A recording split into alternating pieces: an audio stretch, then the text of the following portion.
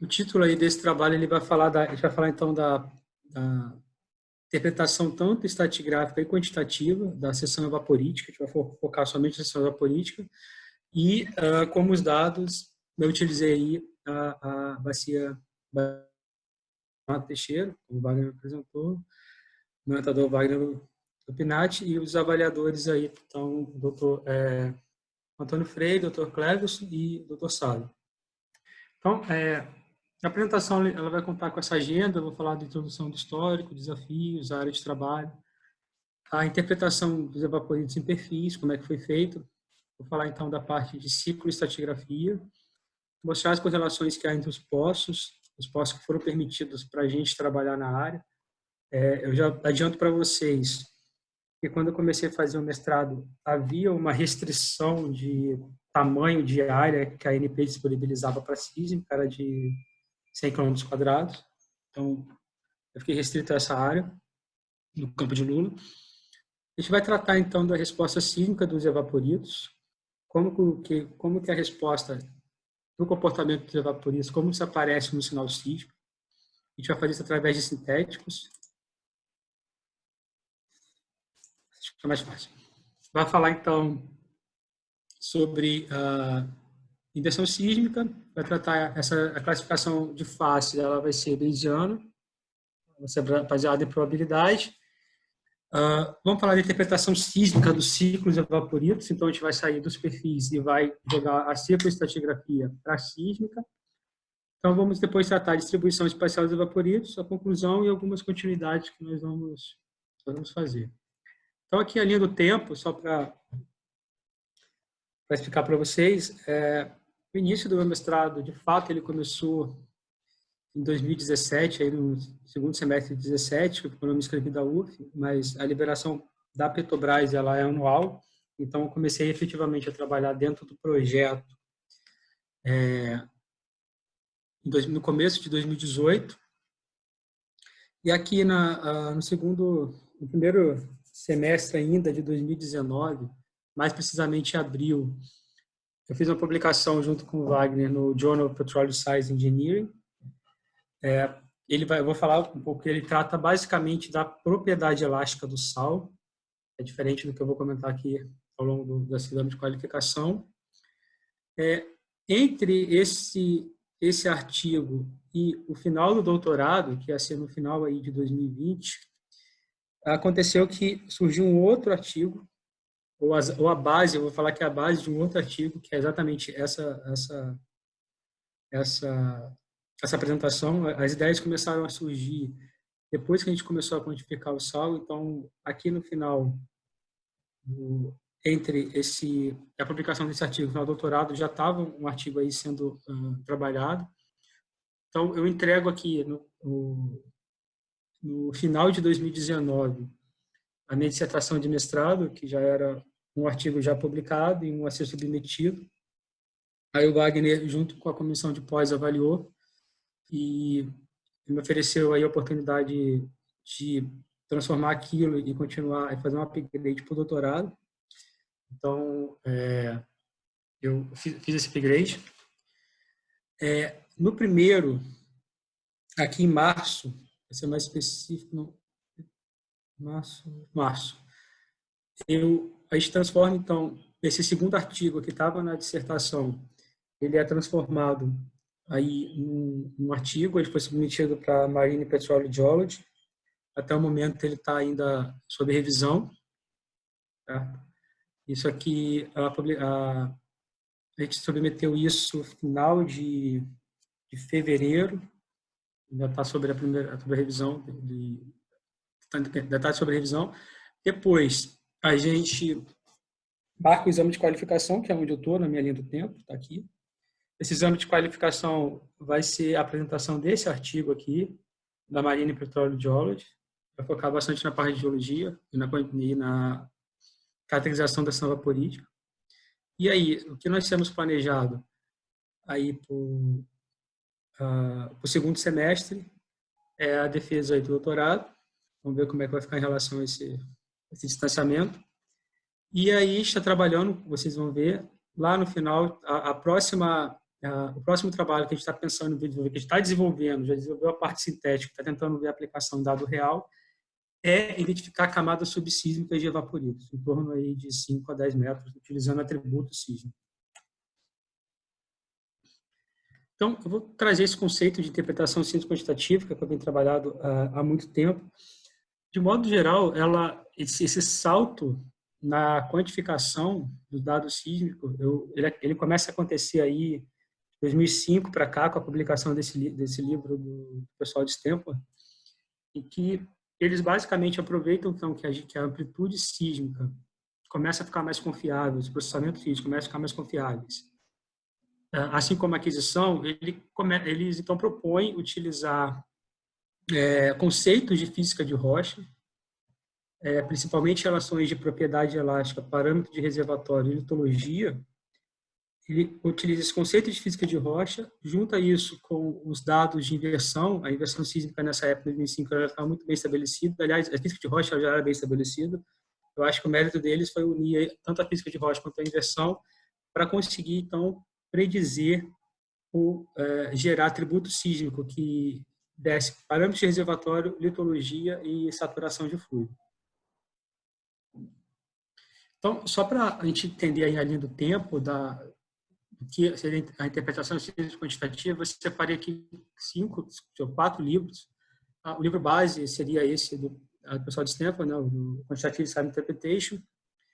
Ele é os primeiros conceitos, ele faz a primeira integração dos primeiros conceitos, depois vem o do Stephen Bacon, que é Seismic Amplitude, que basicamente ele traz um resumo de vários estudos de casos, ele não aprofunda muito, mas é um livro bem legal, porque ele vai dar vários estudos de casos de como a interpretação quantitativa ajudou na criação do reservatório.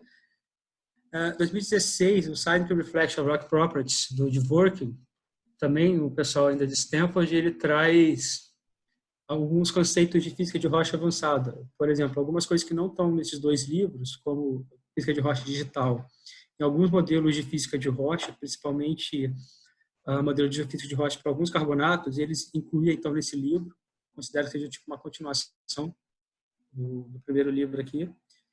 E o último livro aí, que saiu pela SEG, foi do Wernicke, que ele trata então de como você aplica a física de rocha para os reservatórios não convencionais.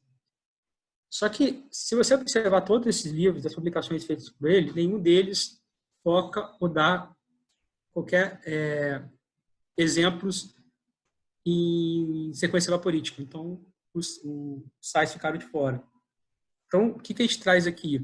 A gente estende esse conceito de interpretação possível quantitativa para além das rochas de reservatório. Todos eles aqui estão só preocupados com rochas de reservatório. Feito isso, a gente reinterpreta, então, a seção evaporítica com base nesse fluxo de trabalho. A gente começa a ter outras visões que a gente tinha do que era, então, a seção evaporítica. Eu vou fazer um disclaimer para ficar sempre aquela confusão do que é evaporito e o que não é. Para mim, ainda continua muito confuso. Então, eu vou tratar aqui como eu tenho visto a literatura, vou escolher um termo e vou seguir com ele. O Oren, por exemplo, ele chega no capítulo 1, ele fala que existe, acho que alcalinos terrosos, evaporíticos, aí ele dá aragonita, dolomita, calcita, basicamente o que a gente chama de carbonato. E fala que existe evaporite salts. Termo que ele nunca mais usou no livro, pelo menos que eu li ali, não vi mais. Ele fala que a gepsita, alita, anidrita, resumindo, os sais precipitados, eu não saberia chamar, os sais que a gente está acostumado a ver no sentido de não carbonatos. Só que aí chega no capítulo 2 mesmo do livro, ele faz essa separação, propõe divisão, mas chega no capítulo 2 e ele fala assim, olha, a diagênese evaporítica é mais dependente do clima do que em silício clássico em carbonato. Então, ele tira o carbonato dos evaporitos, de alguma forma. Aí o Hard, ele fala assim, olha, aí tinha aquela coisa, mas tem evaporitos terrestres, marinhos. Bem, o Hard, também, que é um dos caras que trabalha com evaporitos, ele fala que aragonita, calcita e dolomita também são minerais salinos e ambientes marinhos. A Schreiber também, que tem várias publicações, ela inclui aí o carbonato na lista dos sais. E se você pegar o Compendium of Chemical Terminology, o que ele diz é o seguinte, sal é uma mistura de ânion e cátio. Então, por definição, o carbonato ele tem que ser um sal porque ele é composto de ânion e cátio. Até aí parece que a confusão continua, porque quando você pega os artigos do pessoal da Imperial College, que é o do Jackson e da Rodrigues, que eles vão tratar a bacia de Santos, eles chamam de evaporito sem fazer nenhuma distinção com carbonatos. Então, todo o artigo deles é focado na seção evaporítica da bacia de Santos, da formação Ariri, e ele chama de evaporitos aquilo sem nenhuma menção que evaporitos não carbonáticos, evaporitos, enfim, eles entendem, eu também vou passar a usar esse termo daqui para frente, que como está lidando basicamente com não carbonatos, tudo que eu vou falar aqui daqui para frente em relação aos evaporitos são, então, os evaporitos que não são do mundo carbonático, não tem a ver com aragonita, dolomita e nem calcita. Beleza? Então, você tem uma motivação interessante, porque 2% das rochas sedimentares são evaporitos no mundo, né? O Warren diz isso, mas 50% dos reservatórios são selados por essas rochas. Então, você tem uma importância econômica muito grande para isso. Depois que começou a perfurar o pré-sal, a gente começou a tentar entender melhor a geometria interna, porque a gente percebeu, aí no artigo do Maú do Josué, que o estudo de iluminações e a qualidade do imaginamento do pré-sal dependia de como você estava caracterizando o sal. Isso ficou claro aí em demonstrações de estudo de iluminação. E aí também surgiu, como você tinha que atravessar o sal para pegar as rochas do pré-sal, você começou a ter muito problema de perfuração, principalmente nos sais de baixa densidade. Os sais de baixa densidade são sais amargos, ou sais móveis, ou sais de baixa. Cada um chama daquilo que é o costume trabalhar. Então, a identificação dos sais de baixa, ela começou a ser, de baixa densidade, começou a ser, principalmente a taquidita e canalita, começou a ser interessante para a segurança operacional. Postos estavam sendo perdidos por causa disso. Assim, na bacia brasileira, eu acho que eu consegui entender que havia dois momentos aí. Primeiro, Campos, primeiro os estudos aí do pós-sal da bacia de Campos, o sal começou a ser estudado para poder entender como a alucinese ela ajudava tanto na migração como na formação de trapas dos reservatórios pós-sal, principalmente os primeiros gigantes aí da bacia de Campos. Depois você tem um salto que você vai para a bacia de Santos, principalmente na caracterização de evaporitos, voltando o foco mais para o pré-sal. Então, você tem trabalhos voltados tanto na caracterização do sal para o pós-sal, para os reservatórios do pós-sal, principalmente para entender a relação da alucinese com a migração e o trapeamento. E agora, depois disso, você começa a estudar o sal para poder entender como é que funcionam os reservatórios do pré-sal. Isso mais focado na bacia de Santos. Então, basicamente, até hoje, eu vou entrar em mais detalhe, a estratigrafia interna do sal ela tem sido baseada em feições sísmicas, ou faces sísmicas, ou seismic expression, como tem sido chamado aí na literatura. De modo geral, você não utiliza a amplitude sísmica para caracterizar basicamente o sal. Normalmente você utiliza as faces. Mas os valores da amplitude eles não estavam sendo então utilizados para caracterizar o sal na seção evaporítica. E a análise quantitativa, então, que tinha restrito aí, que tinha sido feito na análise da seção evaporítica, ela estava ainda voltada às propriedades elásticas, que era então um trabalho que eu e o Wagner já tinha publicado no ano passado. A gente não tinha atacado ainda as faces. Então, aqui, isso que eu peguei na apresentação do Rodrigo e modificado aí do Baixo, que ele fala o seguinte: entre 2000 e 2012, as 120 maiores descobertas dos campos gigantes, foram feitas 120 descobertas de campos gigantes. Isso aí foi um dado estatístico feito por esses caras aqui. E aí ele chega o seguinte: desses 120, 56 são selados por evaporitos. Então, quer dizer, a importância dos evaporitos, elas continuam vivas até hoje. Bem, trabalhos anteriores, como eu comentei, a gente havia focado nas relações de propriedades elásticas. A gente não tratava absolutamente nada de face. Então, a gente publica esse trabalho aqui para o Journal of Petroleum Science Engineering. A gente, novamente, foca basicamente nas relações de propriedades elásticas, como vocês estão vendo aqui. Então, aqui você tem a relação da propriedade elástica da onda S com a onda P. e aqui, por exemplo, do módulo de Young com a velocidade da onda P. A maioria dessas propriedades elásticas, elas foram relacionadas com a velocidade compressional, porque geralmente os levantamentos feitos, né, de perfuração, levantamentos de aquisição de perfis, na seção vaporítica, eles contavam geralmente com velocidade compressional. Não estava sendo feito mais onda S nem densidade. Então, só que a onda S e a densidade ela era interessante tanto para a parte de geomecânica quanto para a parte de processamento, principalmente na onda S. Então, a gente começou a focar em como a gente poderia estimar as outras propriedades elásticas a partir da velocidade compressional, já que a velocidade compressional era aquilo que, de fato, a gente estava levantando corriqueiramente na seção evaporítica. E a gente faz essa análise de física de rocha aqui em perfil, encontra relações entre elas e aproveita, então, o benefício aí da inversão sísmica para estender essas relações que a gente vê em 1D, que são as relações de física de rocha, a gente estende aí, então, para 3 dimensões utilizando a inversão sísmica. Então, a gente começa a estimar aí cubos de velocidade da onda P e cubos aí de velocidade, cubos de densidade, desculpa. Então, você tem estimativas aí tridimensional agora das propriedades elásticas. Então, a gente consegue uma boa relação, se vocês observarem aqui, onde eu estou passando o mouse, é o perfil, tem 4 postos aqui, e atrás está aí a estimativa das propriedades elásticas. Então, as correlações elas foram bem estabelecidas, a inversão estava de boa qualidade aí nessa área. A gente consegue, então, agora entregar cubos de propriedade elástica em 3 dimensões para o salto. O trabalho submetido de agora, a gente, novamente, a gente foca na interpretação sísmico-quantitativa dos evaporitos, voltado agora para as faces. A gente a gente entregou, então, submeteu ele para a Marine Petroleum Geology e foi um trabalho realizado entre eu, o Wagner e o Maú, e até agora está, como eu comentei ali na hora de falar timeline, sobre revisão. Então, vou falar localização.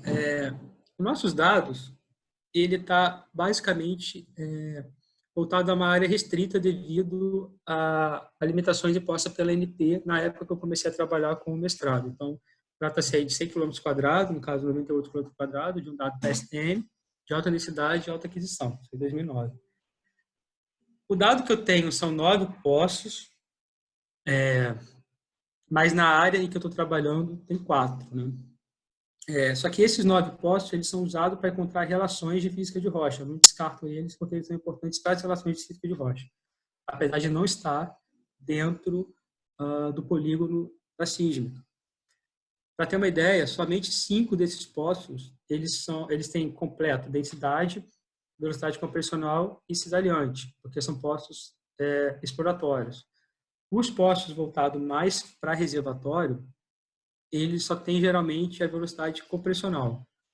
Desses 9, como eles são os postos mais antigos, ele ainda tem velocidade compressional e velocidade saliente. Hoje, a nossa realidade é só a velocidade compressional quando tem e LWD, nem tem a carga. Então, está aqui. A gente vai trabalhar nessa pequena área aqui da Bacia de Santos, né, do Platô de São Paulo. Basicamente, aqui você tem aí 4 postos. Algumas sessões eu vou mostrar aqui para vocês, elas são relativas a essas sessões vermelhas. Está aqui mostrado em vermelho, ela vai passar basicamente por 3 postos.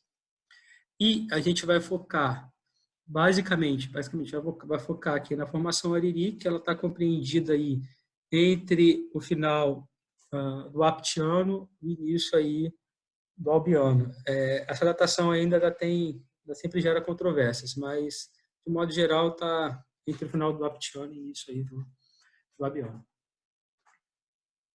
Então, propriedades petrofísicas. Os sais, os evaporitos, ele tem propriedades petrofísicas bem distintas. Então, com base nessas propriedades petrofísicas, a gente consegue caracterizar o tipo de sal. Uma realidade nossa e que a gente observa em outras bacias, tanto na bacia do Mar do Norte quanto na bacia de Sergipe, é que você não tem dado de rocha. Não foi coletado dado de rocha na seção vaporítica. Então, a classificação de faces desses dados, elas são baseadas em propriedades petrofísicas dos perfis. Então, por exemplo, a alita, ela tem aí uma densidade de 2,03 e uma velocidade de 4,500. A anidrita, ela tem uma velocidade bem maior. Então, pela velocidade e pela densidade, você consegue aí diferenciar as duas. A gipsita também ela tem uma velocidade um pouco menor. A gipsita a gente escolheu, no caso, não classificar. Ela não está classificada porque ela é uma calcita com molécula de água. E devido à compactação, ao soterramento, geralmente essa gipsita ela expulsa a água e transforma na anidrita. É muito mais provável que tenha uma anidrita do que uma gipsita. A carnalita, taquidrita e silvita, eles têm densidade muito baixinha, bem baixa. Mas a gente consegue diferenciar essas rochas basicamente aqui pelo perfil de raio gama. Novamente, a silvita ela é encontrada extremamente raro, é muito raro encontrar esses minerais, está em torno de 0,2% em toda a bacia. Então, novamente, a silvita e a gipsita optamos por não classificar, porque são pequenos traços que tem. E ficou, então, o sais de baixo ficou dividido em carnalita e taquidrita. Lembrando que, apesar da densidade e da velocidade baixa, a carnalita ela tem um gama-ray muito alto porque ela contém aí potássio na sua formulação. Então, o gama-ray, uma densidade baixa e um gama-ray alto é um indicativo extremamente forte de que aquilo seja carnalita. Tá? Então, a gente parte aqui de alguns princípios. Por exemplo, a ocorrência de intercalação de carbonato siliciclástico, ela não ocorre na maior parte aí da formação da bacia de Santos, principalmente naquele platô de São Paulo. Se você pegar também dados de mudlog, dado de perfuração, é praticamente ausente aí siliciclástico e carbonato. Você tem siliciclástico. Esse carbonato lá entre a transição do sal e os carbonatos pré-sal, e lá no finalzinho aí, quando entrando no albiano, você volta a encontrar então ora carbonato ou siliciclástico, mas em regiões com 2 km aí de sal, você não encontra essas duas rochas em dado de perfuração. Então, como eu falei, as propriedades petrofísicas elas são diferentes, elas são bem características de cada sal. E a gente vai fazer, então, a classificação de faces, identificação litológica e distinção, identificação litológica no mudlog, com distinção de face baseado em perfil. E o Jackson ele faz esse mesmo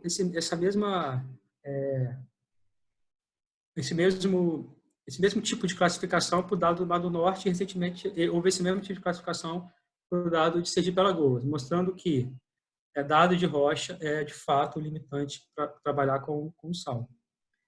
Ele diz o seguinte, ele faz até uma modificação, fala, a Lucinese modificou muito a deposição primária, isso é verdade, só que a gente consegue identificar aonde houve maior modificação olhando na sísmica. A sísmica ela pode ter seu controle da onde tem maior modificação do sal. E além disso, a gente sabe que o sal ele está muito, ele não acontece de forma única, de forma pura. Geralmente os sais eles estão misturados. Então a classificação de face que ele comenta fala assim, olha, a gente sabe que há uma mistura desses sais, a gente não consegue separar muito bem essa mistura porque não tem dado de rocha. Então, hoje está classificando aqui a predominância de sais. Então, está aqui os nossos poços. Os perfis utilizados,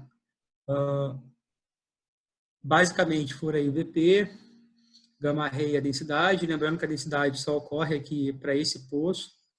Os demais poços, ela foi utilizada, foi estimado, mas não foi utilizada. Eu só deixei aqui para a gente ver como é que fica a estimativa. Mas, basicamente, foi feito da seguinte forma.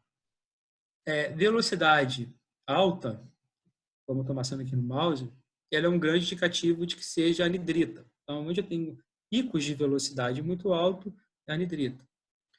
Essa velocidade aqui de 4.500 é alita. É uma velocidade característica alita, está sendo colocada aqui de rosa. Para os sais de baixa, a velocidade baixa tanto é carnalita como é taquidrita. O que vai diferenciar as duas é o pico alto de gama-ray. Se eu tiver gama-ray alto, é carnalita, porque é que tem potássio. Se eu tenho velocidade baixa e não tenho gama-ray alto, então taquidrita pela ausência de potássio. Então, vamos voltando.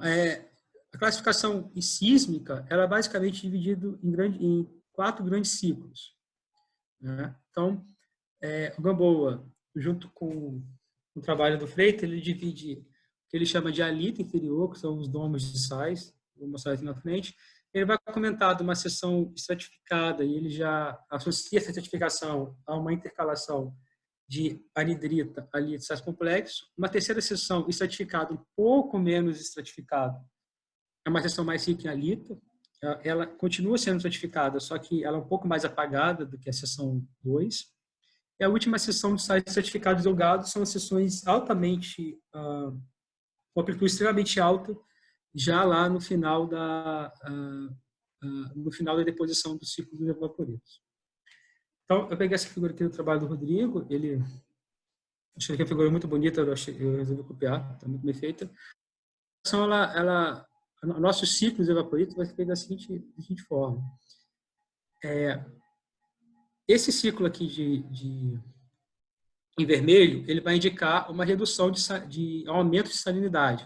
Então, a anidrita é o primeiro sal a ser depositado, é o sal que depende de menos quantidade menos saturação da salmoura, de supersaturação de íons na salmoura. Depois, na sequência, de acordo com que a evaporação vai aumentando e a concentração de sal aumenta na água, eu tenho a deposição da alita. E, novamente, quando a saturação chega a um ponto super saturado, eu tenho as minhas deposições dos sais ricos em potássio e magnésio, que é a calcita e a taquidrita e carnalita.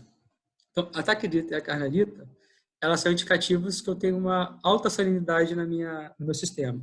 E, novamente, quando a salinidade vai caindo, eu volto a ter, então, a alita e volto a ter a anidrita. Então, está aqui um ciclo de aumento de salinidade e um ciclo de redução de salinidade. Perfeito? Então, só para a gente recordar, o trabalho aí da Rodrigues e do Jackson, que são da Imperial College, eles dividem a seção evaporítica em A1, A2, A3 e A4. Que existe aí uma correlação muito forte com o que foi feito, primeiramente, pelo Freitas e pelo Gamboa, que são baseados novamente em faces sísmicas. Então, você tem uma região rica em alita, você tem uma região altamente estratificada com amplitude, uma região rica em alita, estratificada, mas menos estratificada, e, por último, uma seção bem fina, lá em cima do topo, que é a 4, que é uma seção extremamente forte, que é uma amplitude extremamente forte, extremamente estratificada. O que a gente vai propor aqui não é mais trabalhar com face sísmica. A gente quer trabalhar agora com ciclos de aumento e redução de salinidade. Então, ao invés de dividir a seção evaporítica agora em expressão acústica da sísmica, a gente vai dividir a seção evaporítica naquilo que a gente vê em perfil, que é baseado na deposição de sal. Então, a gente vai dividir novamente toda a seção evaporítica de Santos, só que agora os marcadores, os delimitadores dessas seções, ele vai estar associado, então, à presença da anidrita. Então, a presença de anidrita intercalada com sais complexos, a taquidrita e carnalita, vai dar aí, então, o nosso ciclo de aumento e de redução de salinidade. Então, tá aqui. Em poços, a gente vê, então, a divisão desses ciclos em C1, C2, C3 e C4. A gente não resolveu chamar de A1, A2, A3, porque já estava na literatura, a gente chamou de C1, C2, C3, C4, para a gente estar aqui agora, a gente está trabalhando com ciclos. E nesses ciclos, ele começa com a anidrita, porque a anidrita é a base do sal. É o primeiro sal a ser depositado. E ele é uma camada, às vezes fina, às vezes um pouco mais espessa, que se depositou depois aí dos microbiais de pré-sal. Então, a gente começa então, com a anidrita, Você tem o ciclo de ressecamento aqui até os sais complexos. Tá vendo? Você consegue mapear isso lateralmente. Novamente, quando eu encontro uma camada aqui de anidrita, eu vou insistir, ela é muito bem marcada pela velocidade alta. Eu volto a ter, então, um decréscimo de salinidade. E, novamente, eu consigo mapear esse decréscimo lateralmente. Então, e, novamente, entrou aqui sais complexos, aumento de salinidade, começou a aparecer a anidrita aqui, uma redução da salinidade. E, no ciclo C3, você vê que existe aqui no topo, tanto do 865 quanto do Lula 10, você vê que tem aqui um aumento, uma espessura bem anômala, quase de 60 metros, de aqui 40 metros, de deposição de sal complexo, que é uma mistura de taquidrita e de carnalita. Então, você tem aqui uma região que resseca e tem o máximo de ressecamento aqui, seguida aí de uma alta deposição de anidrita. A gente consegue ver exatamente isso aqui, também no 10, consegue perceber que tem no final do C3 uma camada espessa de sais complexos para voltar a anidrita. E você não vê isso tanto no 369 e no Lula 9. Então, por esse perfil, a gente infere que essas duas zonas estão erodidas. Pela sísmica, a gente percebe também que, de fato, elas foram erodidas. Então, para cada um desses ciclos, a gente calculou aqui quais eram as proporções desses sais. Então, está aqui as proporções em cinza, proporções alita, em laranja a da anidrita, e azul aqui a gente resolveu juntar os dois tipos de sais, a taquidrita e a carnalita. O que eu vou chamar a atenção para depois fazer uma interpretação posterior é que a gente consegue observar que geralmente do 1 para o 3 eu tenho aí um aumento da minha deposição dos meus sais amargos, né, meus sais de baixa, e da minha deposição da anidrita. Isso eu consegui perceber de modo geral em todos os pontos. Então, está aqui.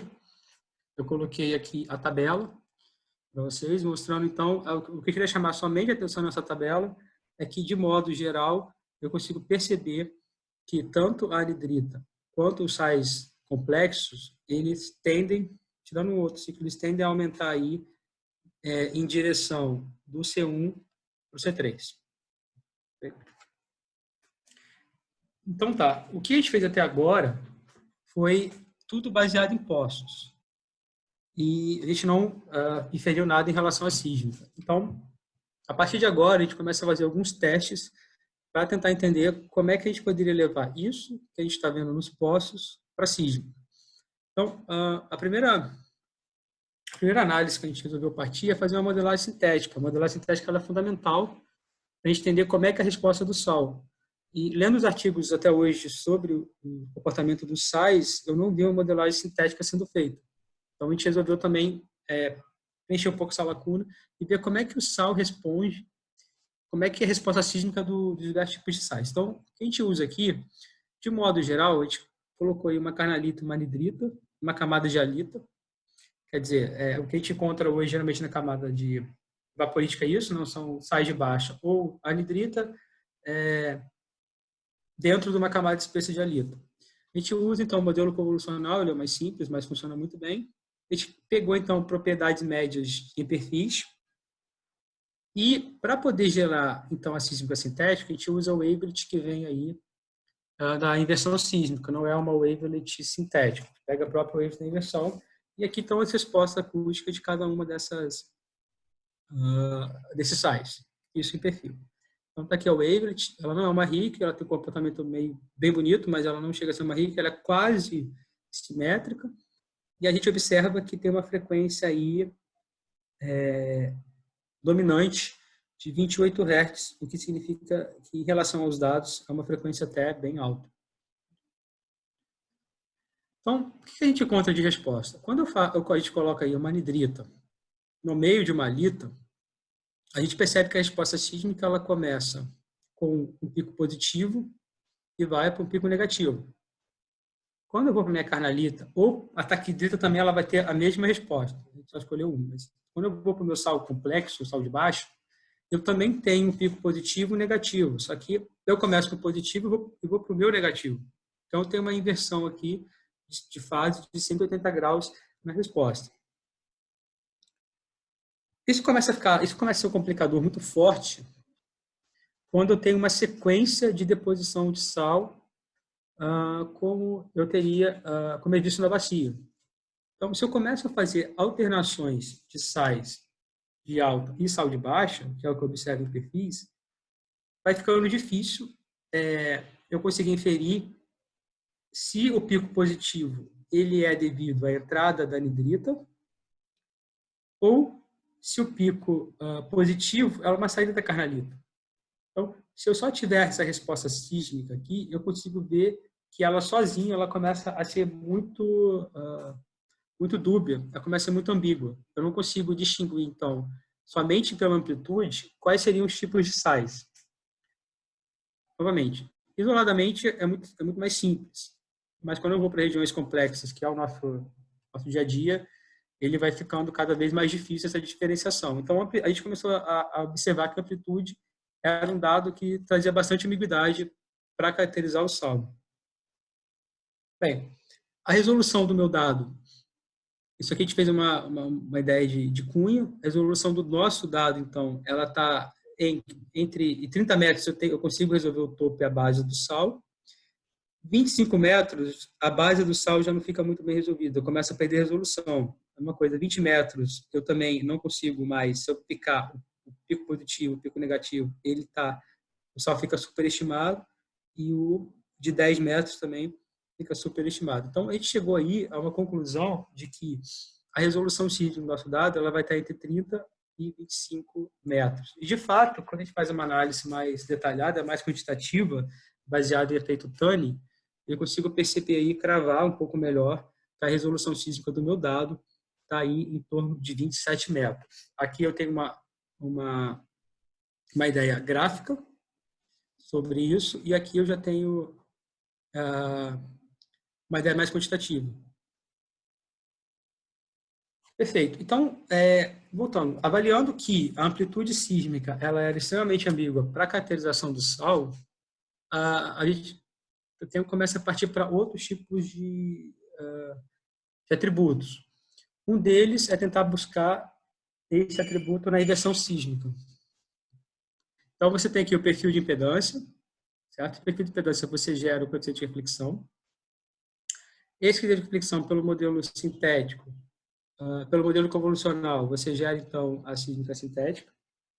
E você consegue, então, através do processo chamado inversão sísmica, voltar aquilo que era o perfil de impedância. Então, a gente vai fazer agora o processo de inversão, que é pegar o nosso traço sísmico e tentar voltar para a impedância que gerou esse traço. Então, aqui eu vou dar um exemplo. Aquela mesma resposta sísmica que a gente teve, numa região intercalada de carnalita e anidrita, dentro de um grande pacote espesso de halita, essa resposta sísmica que eu estou vendo aqui em forma Eagle, ela é exatamente a mesma que eu estou vendo aqui nesse formato 2D. Então, novamente, tanto a carnalita como a anidrita, ela oferece aqui um pico negativo. Então, se eu não tenho a faces como gabarito, é muito difícil eu olhar somente para cá e falar assim, olha, qual desses picos aqui está relacionado à anidrita e qual desses picos está relacionado ao sal de baixo. Perfeito. Só que se a gente pegar essa seção aqui e realizar a inversão sísmica em torno dela, eu tenho esse resultado aqui. Eu tenho, então, isso que era um dado de amplitude, vira um dado de impedância. E no dado de impedância, eu consigo saber que a minha impedância baixa, em torno de 8, está relacionado a meu sais de baixa, tanto os sais amargos. E essas impedâncias mais altas estão relacionadas, então, à minha anidrita. E esse background azul mais clarinho aqui está relacionado, então, à minha halita. Então, eu saio desse meu lado totalmente ambíguo que eu estou observando aqui, na amplitude, eu consigo ser muito mais direto na minha resposta. E o mesmo vale também para a amplitude sísmica bandpass. Então, a partir de agora, a gente decidiu que, para classificar as faixas no sal, ao invés de utilizar a amplitude sísmica, a gente vai utilizar o resultado da inversão, impedância acústica. Então, está aqui. Em cima, você tem, novamente, a seção de amplitude, passando por aqueles 3 postos que eu mostrei lá no começo, né? Passando pelo 685. Essa seção vai ser usada bastante daqui para frente, pelo 369 e pelo Lua 10. Então, novamente, aqui está o perfil de faces para cada um dos postos. Mas, de modo geral, se eu pegar aqui a minha seção vaporítica, né, essa área aqui, é muito difícil, olhando para cá, atribuir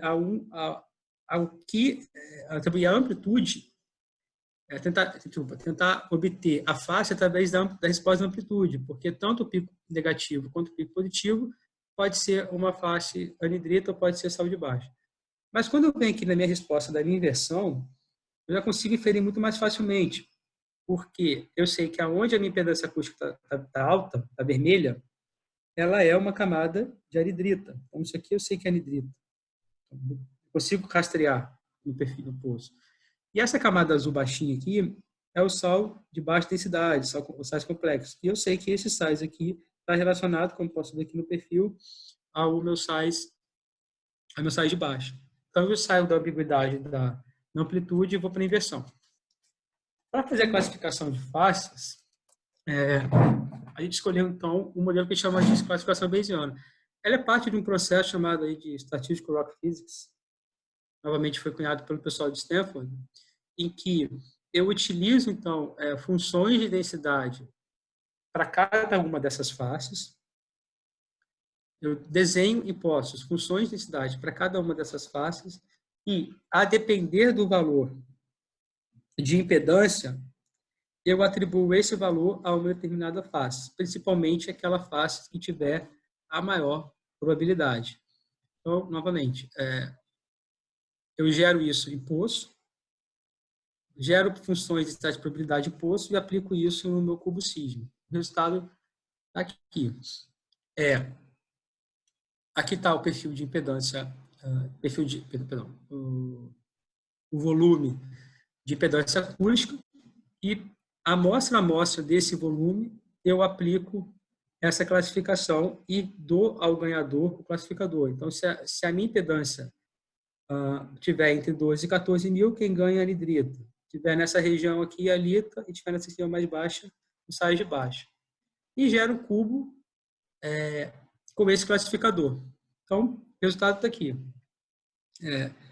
Eu tenho o meu sal de baixa em azulzinho, para seguir mais ou menos o que eu vejo aqui nos poços. Em vermelho, eu coloquei a classificação da anidrita. E a alita, como background, né, está aqui classificado como cinza.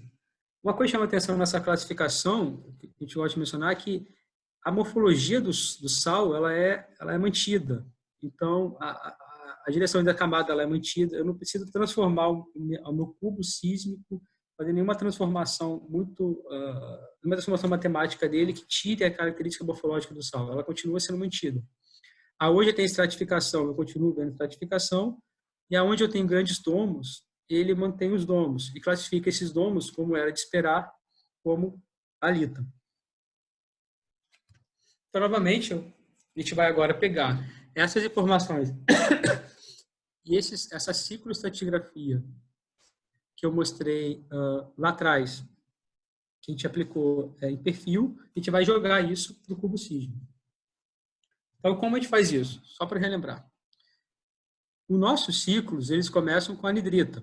Então, o ciclo C1 é essa base da anidrita, o ciclo C2 também na base de uma anidrita, C3 também e o C4 também. Por quê? Cada uma desses ciclos, cada início desse ciclo está relacionado à menor salinidade do meu sistema.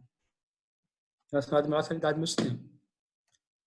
Então, está aqui. O meu cubo de amplitude está aqui em cima. A minha classificação de faces, separado em sais de baixa, alita e anidrita. E aqui está a interpretação que a gente faz. Então, está aqui a base do sal.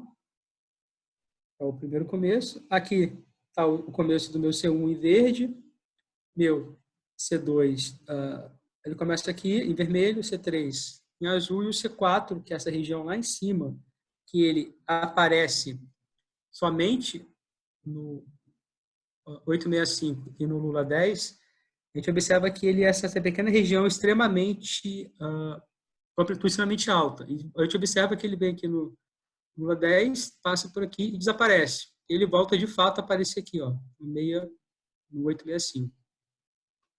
E, enfatizando, cada um desses ciclos agora, e cada início desse ciclo está relacionado à salinidade da minha moda. Então, aqui é um pouco mais bonito. Eu tenho a base do C1 em verde, a base do C2 em vermelho. Então, está aqui o meu ciclo C1, está aqui o meu ciclo C2. O meu C3 também está aqui em azul. Não é possível. O C3 está aqui em azul. E o meu C4... Pessoal, deixa eu ver o que está acontecendo.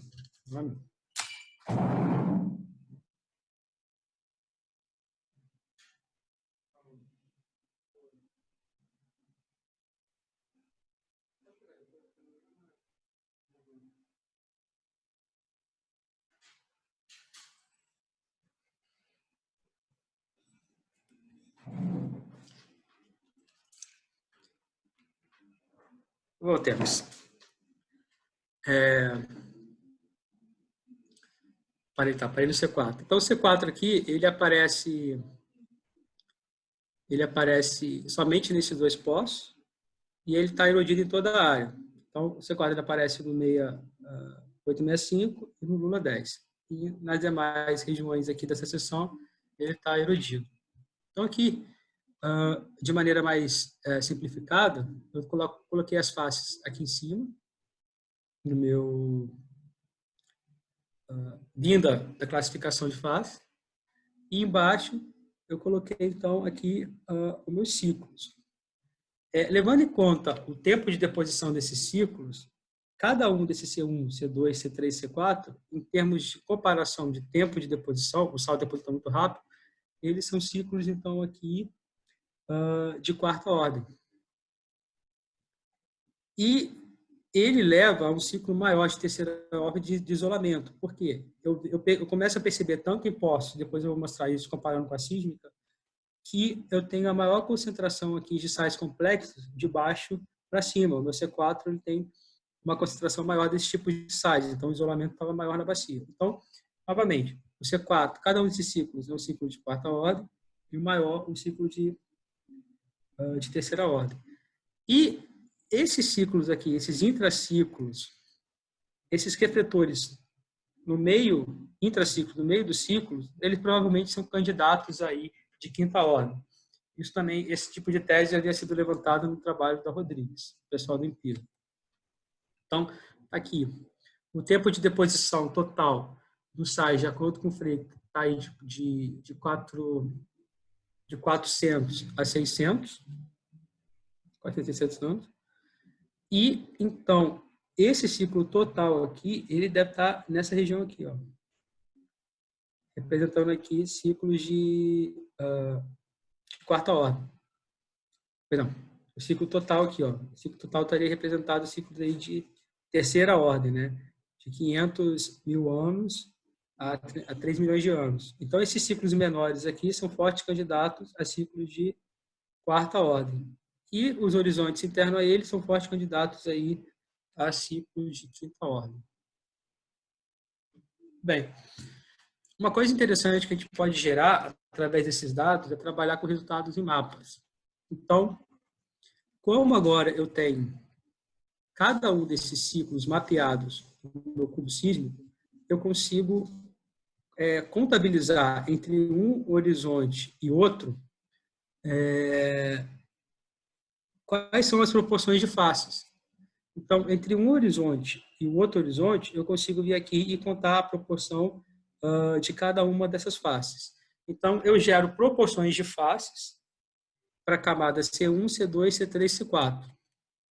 Esse tipo de proporção de faces é representado aqui. Então, tem agora proporções de sais de baixa, essa distribuição em duas dimensões, e tem também a distribuição da minha anidrita. E eu consigo observar, desculpa, esses buracos aqui, eles são os domos de sal. Lembrando que a ocorrência do C4 ela é muito menor. Então, ela ocorre somente em pequenas regiões. Então, eu consigo observar também em mapa aquilo que eu já estava observando nos postos e na sísmica. A proporção tanto do sais de alto quanto da anidrita, ela aumenta aqui do meu C1 e vai em direção ao meu C4. Eu também consigo fazer algumas observações. Eu vejo que os sais de baixas, ele tende aqui a se concentrar nessas mini bacias. As proporções são maiores aqui nessas mini bacias. E quando ele vai chegando em direção aos domos, esses sais de baixo eles desaparecem, eles são mais móveis, então eles desaparecem. Então, eu tenho a impressão que os sais, esses sais móveis, sais de baixo, têm que se concentrar aqui nessas regiões onde tem mini bacias. Então, novamente, esse aqui é a proporção que eu encontrei na sísmica. Então, quando eu faço a proporção sísmica, eu observo que eu estou indo num grande ciclo aí de isolamento, né, com maior aumento e redução da salinidade. É por isso que o resultado da sísmica, junto com os postos, me leva a crer que eu estou no grande ciclo aí, no grande ciclo de terceira ordem. Basicamente, os resultados são esses. Então, vamos lá. Amplitude versus a impedância acústica. Agora eu vou entrar em algumas discussões sobre essa apresentação. A gente observou que a resposta da amplitude sísmica ela não é capaz de diferenciar os tipos de sais. Ela é muito dúbia. Então, tanto a resposta da anidrita como a do sais de baixa, ela tem picos negativos e picos positivos. Tem um trabalho bem interessante do Leonardo de Oliveira, em que ele mostra aí no Congresso Brasileiro de Geofísica, em que no momento em que ele tenta classificar todos os anidrita como se fosse um pico positivo, dá a todo pico positivo uma interpretação de anidrita, há uma superestimativa da anidrita. Isso ocorre porque o nosso dado sintético ele mostra que também o sal de baixo ele produz um pico positivo. Então, a nossa solução foi usar a inversão sísmica e análise de física de rocha para poder gerar a distribuição de sais, para poder distinguir quais eram os tipos de sais. Uma coisa interessante, assim, esse contexto de bacia que a gente está tentando desenvolver, que a gente está trabalhando, ele é feito aqui, ele tem que ter duas características que o Auren descreve. Que a primeira, ele precisa de um isolamento hidrográfico e ele precisa estar de uma depressão tectonicamente induzida. Então, ele dá uma elevação aqui nesse trabalho dele de quase 1 quilômetro em relação aqui ao oceano aberto. E uma distância bem grande aí entre esse oceano e essa grande depressão. Então, ele acredita-se que a salinidade, quer dizer, a água do mar, a água do oceano aberto, ela não entra diretamente por cima diretamente dentro dessa bacia isolada. Ela começa a vir aqui por fluxos marinhos. Inclusive, essa teoria de fluxo marinho, ela ajuda a explicar por que eu tenho camadas tão espessas de carnalita e taquidrita nessas bacias que eles chamam de bacias antigas. Porque, com os dados atuais de água do mar, eu não conseguiria depositar aí uma quantidade tão espessa de sais de baixa. Eu chego a ter aí quase 60 metros de sais de baixa em algumas regiões de superfície. Então, se fosse somente bar aberto, eu não conseguiria ter explicação. Então, a Bacia de Santos, ela basicamente tem esse tipo aqui de conceito deposicional. Um dos grandes problemas que o Auren levanta, que esse conceito deposicional, é que ela viola alguns princípios aí dessa estratigrafia de sequência. Porque a variação externa do nível do mar não teria uma influência tão direta na deposição e os meus evaporitos, porque ela não está diretamente conectada. De modo geral, na Bacia de Santos, o que levou a esse isolamento entre o mar aberto, o mar franco aberto e essa bacia isolada, estaria levado aqui, então, ao vulcanismo aqui da região do Paraná. Essa região do Paraná, na hora da abertura do mar, estaria altamente ativa e estaria, então, ela criou aí ela criou estruturas, né, geológicas que possibilitou, então, que essa grande depressão ficasse isolada do ambiente marinho. E o que se deu esse isolamento aqui, acredita-se hoje, é que seria, então, esse Alves Ridge. Essa região aqui, altamente ativamente vulcânica na hora da abertura do mar, ela gerou, então, essa barreira, e muito provável que o influxo de água tenha se dado conta aí pela fratura de Florianópolis. Então, o modelo deposicional hoje da bacia de Santos, acredita que seja esse. De modo geral, tanto o Turk, o SAG e esses alemães aqui, eles aplicam estratigrafia de sequência aí na bacia de Sachstein, que é uma bacia que tem lá no Mar do Norte. Só que aí tem um problema.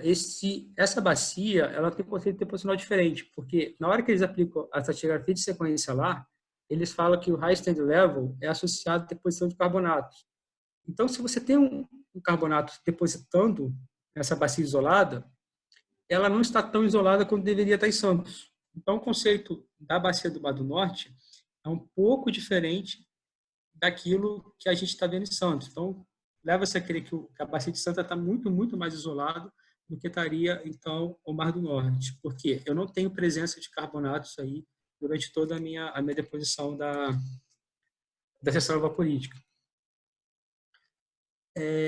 Novamente, o que tinha sido feito até hoje, por parte tanto do Freitas, do Gamboa e da Rodrigues, aqui estou mostrando o trabalho feito do Gamboa, eles fazem divisões da seção evaporítica por face sísmica. Então, novamente, essa seção 1 aqui é o que eles chamam de rica em halita, que são os grandes domos. Então, eles chamam de unidade 1. A unidade 2 ela é altamente reflexiva. Então, a interpretação é que há uma intercalação maior entre halita, sais complexos e anidrita. Quando eu venho aqui para a seção da 3, ela é uma seção um pouco mais apagadinha. Eu volto a ter uma região um pouquinho mais rica em halita. Quando eu vou para a 4, que ela é muito semelhante àquela no nosso ciclo 4, repare que ele está iludido, né? ele não ocorre toda a bacia. Esse ciclo C4 é extremamente reflexivo, com amplitudes extremamente altas. Essa amplitude extremamente alta dá um indicativo de que eu tenho maior intercalação ainda entre os sais de baixo e a menidrita. Só que, novamente, esse tipo de separação aqui ele é feito em faces sísmicas. A mesma coisa faz a Rodrigues. Ela apresenta esse trabalho aqui, ela é Imperial, né? Apresenta esse trabalho em que ela faz a divisão desses ciclos, aqui acho que uma seção passando pelo Campo de Carioca, em ciclos A1, A2, A3 e A4. Muito semelhante ao que foi feito pelo Gamboa e pelos Freitas. Só que há uma diferença. Esse topo do A1 e o topo do A2 e o topo do A3, ele não está associado à presença de um sal. Por exemplo, o topo do A1 está associado à presença de anidrita, ao A2 a presença de carnalita, ao A3 a uma outra presença de anidrita. Então, isso está novamente voltado mais à face sísmica do que necessariamente os ciclos deposicionais do sal. Quando a gente sai da quando a gente começa a sair da face sísmica para a minha cicloestratigrafia, eu posso começar a induzir ou afirmar que cada início desse ciclo aqui, ele estaria relacionado a uma queda de salinidade, porque o início desses ciclos aqui está relacionado à presença de anidrita. Então, aí uma comparação feita aí com essa estratigrafia de sequência, já que eu não posso aplicá-la direto nesses tipos de bacia sedimentares ricas em evaporíticos, como a bacia de Santos, ela não é apropriada de acordo com a formação aurirítica. Eu tenho aí um paralelo de que o início desses horizontes aqui, ele seria uma superfície de mínima salinidade, que estaria relacionado, então, à presença da anidrita. E eu só consigo fazer esse tipo de análise se eu saio da minha face sísmica e eu vou, de fato, para a minha cicloestratigrafia. Então, esse início de ciclo aqui, ele trata dentro dos 4 ciclos, eles são superfícies de mínima salinidade, são presenças de anidrita, e esses ciclos aqui anteriores, onde eu tenho a presença de sais de baixa, ele estaria relacionado com os ciclos de máxima salinidade. Então, novamente, aqui é uma comparação, o trabalho relacionado pela Clara Rodrigues, ela foi feita aí no posto 532. E a informação que eu fui pegar é que a distância entre a área que eu estou trabalhando e esse ciclo e esse poço é uma distância de torno de 100 quilômetros. E quando a gente vai comparar a proporção das faces, você vê que elas são bem semelhantes, principalmente no meu último ciclo. O último ciclo é extremamente anômalo. Ele tem uma proporção de faces aí de anidrita e sais de baixa muito alto. E é muito parecido com o que ela encontrou. Indo aqui, fazendo uma comparação do que a gente encontra que a gente controla nesse trabalho nosso na sísmica, em torno de aí, 20% para o sais de baixa, 42% para a lita e 40% para a anidrita. E fazendo comparação com o que ela reporta aí no trabalho dela, é muito parecido, 20% sais de baixa, 46% a lita e 34% para a anidrita. Isso dá uma robustez, principalmente a classificação de face da sísmica, dá uma robustez à quantificação do dado sísmico e também mostra para a gente que o comportamento do sal parece que ele é muito parecido a uma distância muito grande. Então, eu consigo fazer correlações bem extensas aí quando se trata da seção vaporítica. Aqui, no caso, eu peguei poços afastados aí em torno de 100 quilômetros. Algumas outras diferenças que a gente foi fazendo era o seguinte, como que a gente conseguiria explicar esse tipo de comportamento aqui no C4? O meu dado está mostrando que, de fato, eu tenho uma maior concentrações de sais complexos e anidrita, que eu tenho maior variação entre eles no C4, mas eu preciso explicar por que ele ocorre só no final aí da deposição do sal, e eu não consigo ver esse tipo de anomalia aí, tanto no C1, no C2 e no C3. O que a gente consegue encontrar nos nossos dados aí é que a gente observa que o C4 e o final do C3, ele tem feições de top-lap muito claro. Esse tipo de feições estaria, então, relacionado à erosão. Isso é outro indicativo de que foi uma camada extremamente erodida no campo. Então, por isso que ele só ocorre em alguns poços. Mas, novamente, ele ocorre tanto aqui na área de Lula, como em Sapinhoá, como a 100 quilômetros da nossa área. Então, ele ocorre em toda a área, só que, a princípio, em porções separadas. A princípio. Porque como a gente não vê continuidade nele, como vê nos outros ciclos, é mais difícil você inferir, principalmente que ele está erodido. A gente observa também aqui no final do C3, é essa onde estou passando o mouse, que as camadas, ela começa a ter afinamento. Ela começa aqui ela está grossa aqui nessa região aqui do meio. Quando eu vou vindo aqui para cá, você vai percebendo que ela vai ficando cada vez mais fina. A gente observa que isso acontece principalmente no final do C3. Pelo menos é o que eu consegui observar. Então, tem algumas hipóteses. A top-lap indica claramente uma erosão. Então, é uma área muito erodida. Isso aí os poços já estavam indicando. Só que o afinamento das camadas no final do C3, ele indicaria que eu tenho uma mudança de acomodação de sedimento. Então, é um indicativo que o relevo já deveria estar irregular quando houve a final da deposição desse ciclo. Então, bem, se o relevo estava irregular, eu posso ter criado pequenas porções isoladas dentro da própria bacia de Santos no final da deposição do sal. Os outros. Então, ela estaria muito mais suscetível aí à variação de salinidade no final aqui do meu C4 do que como é observado aí nos ciclos anteriores. Então, esse isolamento maior, essa movimentação do sal que levou ao isolamento maior desse ciclo seria uma explicação, então, por que eu tenho tanta variação de sais e tão anômalos quando comparado aos outros. Então, A ideia de que o sal começou a se movimentar, ela não é nova, né? Ela foi levantada por outros autores. A gente está tentando indicar aqui que provavelmente ela deve ter começado aí no final do C3, porque é onde eu consigo ver com mais detalhe aí o afinamento e modificação das camadas. O Thiago Alves e outros autores, eles sugerem aí que houve uma reativação de falha um pouco antes da deposição do sal. Uma fraca reativação de falha antes da deposição do sal. Então, é bem possível que, na hora que o sal depositou, essa fraca reativação de falha ainda estivesse acontecendo, ou então até o SAG ainda estaria acontecendo, uma coisa que ainda está em dúvida. E isso, essa fraca ativação de falha, teria começado, então, a dar um processo aí de movimentação do sal. Ele poderia ser um dos gatilhos aí para a movimentação do sal. Uma movimentação bem franca do sal no final do C3 e aí já o início do C4.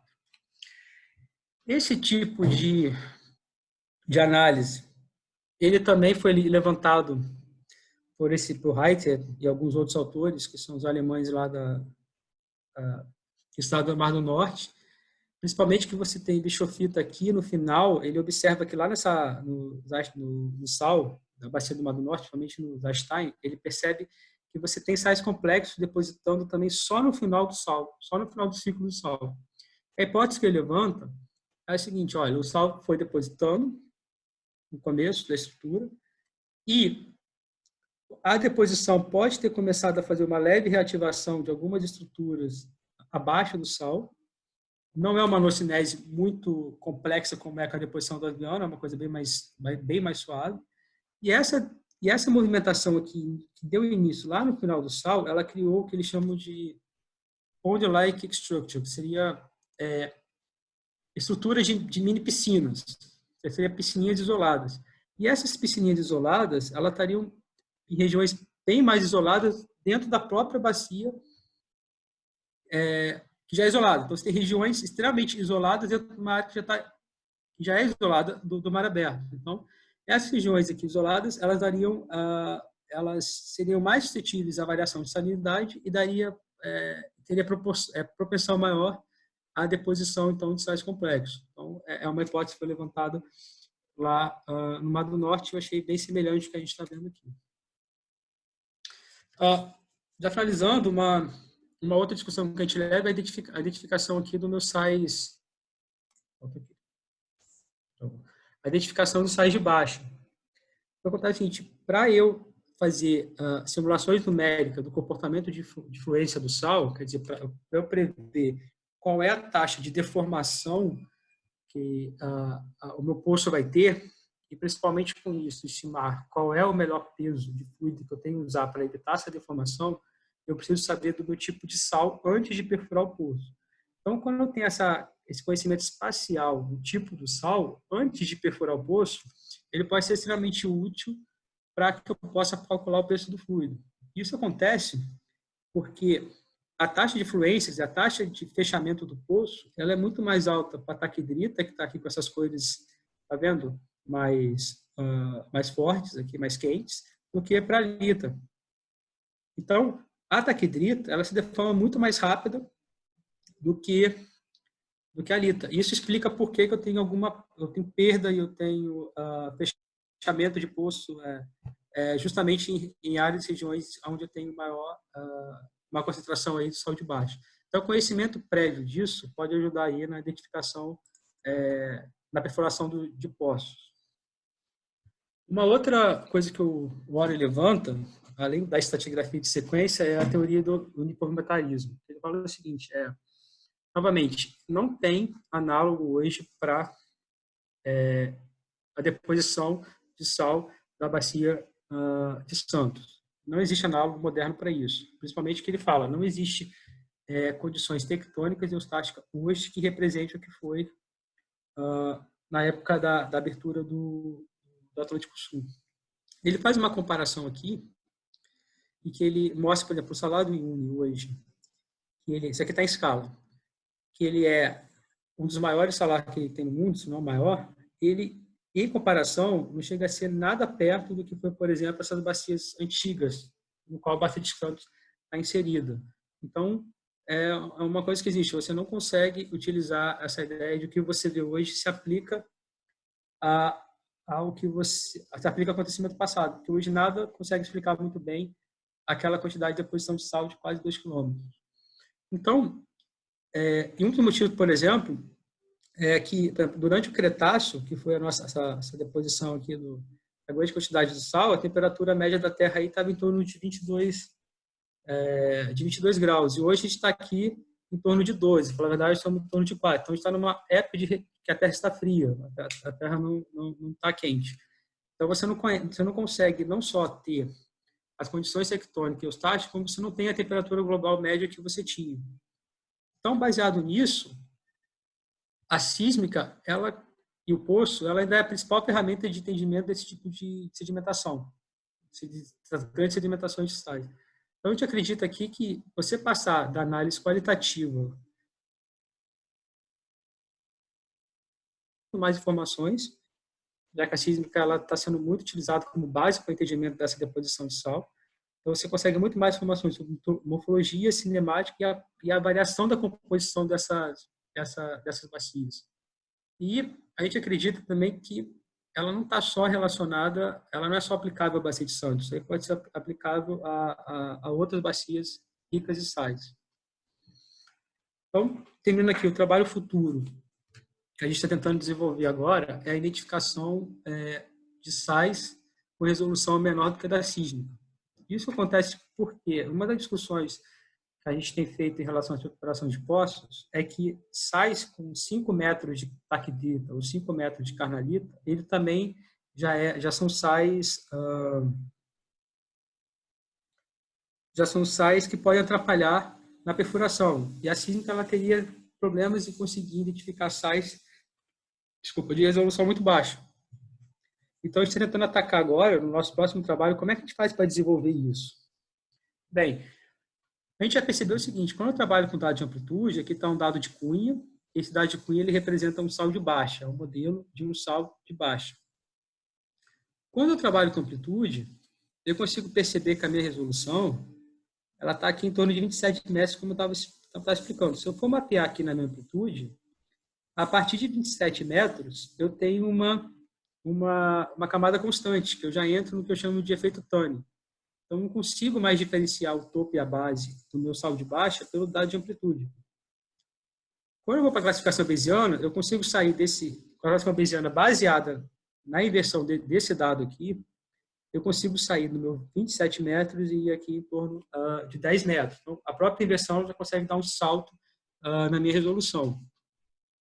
Então, um dos nossos problemas aqui, a curva de efeito Tânio, é que depois de uma determinada espessura, no caso aqui a minha espessura é de 27 metros e 14 milissegundos, eu não consigo mais diferenciar os sais de baixa. Então, a minha espessura real está aqui, está no eixo X, e a minha aparente está aqui no eixo Y. Então, para os sais extremamente finos, eu não consigo diferenciar mais. Ele entra, então, no efeito Tânio, eu não consigo captar esse tipo de sais.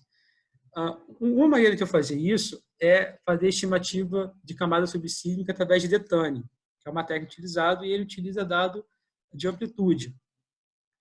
Uma outra técnica que a gente está tentando resolver, ou está tentando investigar, é o seguinte: ao invés de eu utilizar a amplitude, eu vou utilizar o meu dado de inversão e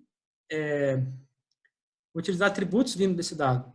Então, aqui a gente mostra, por exemplo, uma curva de espessura versus probabilidade. E a gente consegue ver que existe uma relação aqui entre a soma da minha probabilidade e a minha espessura. Então, o que a gente está tentando investigar agora é pegar essa correlação aqui e aplicar ela com base na minha probabilidade para estimar a espessura menor de cada sísmico. Para o dado sísmico sintético, a gente já conseguiu algo muito interessante. Isso que está em verde aqui é o meu efeito Tânio, onde eu não consigo mais resolver. Então, a minha espessura real ela vai decaindo, mas pelo efeito Tânio, quando eu vou na minha espessura aparente, eu já não consigo mais resolver. Quando a gente aplica esse método aqui de estimativa baseado em dado de inversão, eu já consigo aqui predizer espessuras bem menores aqui do que é da resolução sísmica. Eu consigo ter aqui uma boa qualidade até com menos de 10 metros de espessura. Então, estão aqui as referências, bastante. Também está lá no artigo. Então, agradeço aqui, agradeço muito ao professor Wagner. Eu acho que ele tem sido um orientador fantástico para mim. Sempre responde e-mail, sempre atencioso. Te manda várias versões aí de artigo, ele devolve corrigindo as várias versões de artigos. Eu queria muito agradecer por estar sendo orientado por ele. Também eu acho que o fato dessa pesquisa ter sido vista como pesquisa boa para ser um doutorado é uma prova de que ele consegue liderar a pesquisa com bastante competência. Eu agradeço também o Maú. É o que eu falo, esse trabalho ele caminha pelas ideias que ele começou a pavimentar há um tempo atrás, quando ele começou a trabalhar com sal. Então, eu acho que ele foi quando ninguém estava trabalhando, dando muita atenção para essa área. Eu posso falar isso dentro da minha empresa, dentro da Petrobras, em termos de ponto de vista sísmico, ele resolveu abraçar a causa. E tudo começou com uma pergunta: vamos fazer a inversão do sal? E aí, pronto, até hoje eu não parei. Eu queria agradecer o Salvo, o Rogério, o Gamboa e o Freire, que eles tiveram muitas experiências em interpretação. Eu tive bastante conversas com eles. Algumas foram bem curtas, mas extremamente esclarecedoras. Porque no meio do caminho ali estava difícil entender como é que funcionava o sal. E para mim também foi meio complicado, porque na hora de eu resolvi tratar a seção vaporítica, como a gente trata a siliciclato de carbonato, eu comecei a ficar meio confuso e percebi que... Então, eu agradeço pela conversa que eu tive com vocês. Foi bem útil. Agradeço a banca e o Cleverson está aqui por dedicar aí parte do seu tempo, principalmente a leitura do artigo.